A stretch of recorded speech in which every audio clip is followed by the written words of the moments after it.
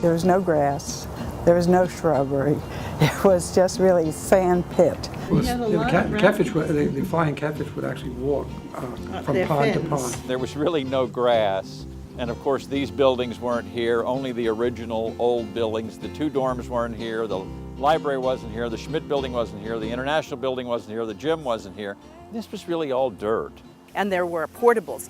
They were really trailers, but portables sounded much better. So we always said we were in the portables, but they were trailers. So much of this was just, virgin landscape before there was any development even around the university.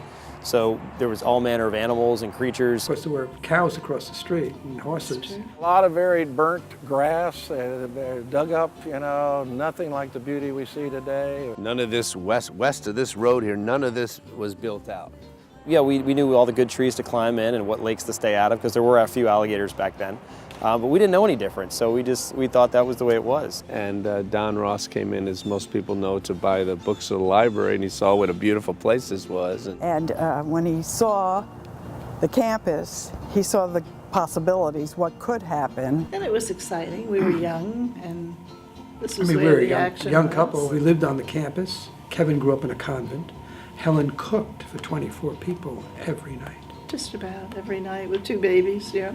On 3rd floor, Trinity. We go into one of the old dorms, and they're living in a small dorm.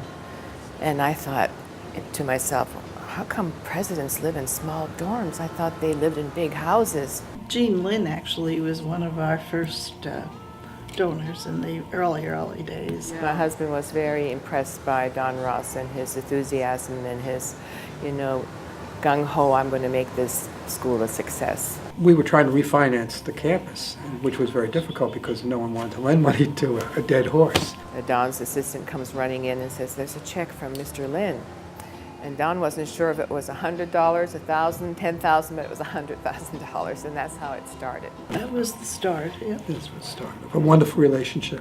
Of course, they experienced a lot of blood and tears, I think, but when you believe in something and you have a good team, they did a great job.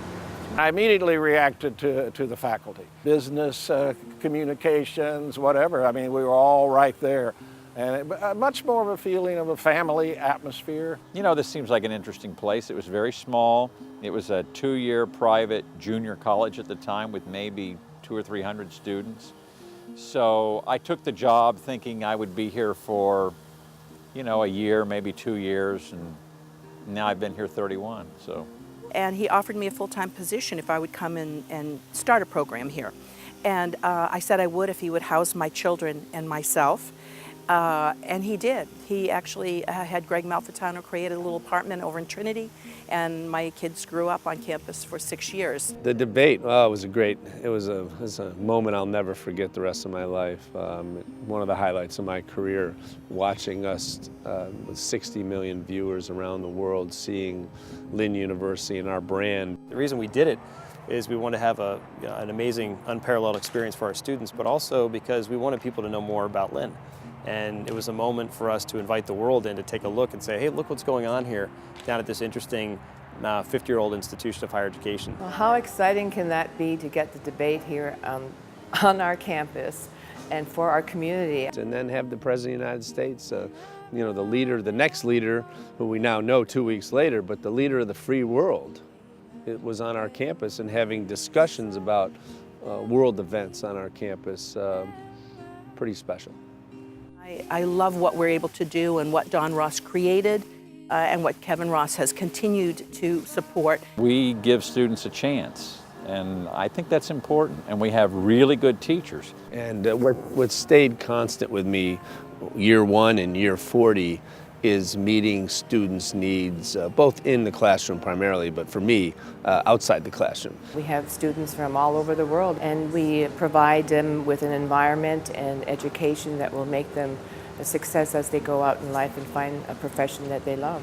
Overall, what do you feel like as a student when you're on this campus? That is near and dear to my heart. I believe a college, it should be what it was hundreds of years ago. It was really a community of people. And it wasn't an administration and a faculty and a student body. It was everybody working together. And that's really what I think a whole institution of learning is all about. I think that's our philosophy. And that was really my father's philosophy that I subscribe to as well, is that we always need to be seeing what's next and looking around the corner, because things do shift and change. So if we can keep the best of what is important, those things that will always be timeless with regards to what's best for students, but also continue to evolve, and I think evolve pretty quickly here, then it keeps it fresh for everybody.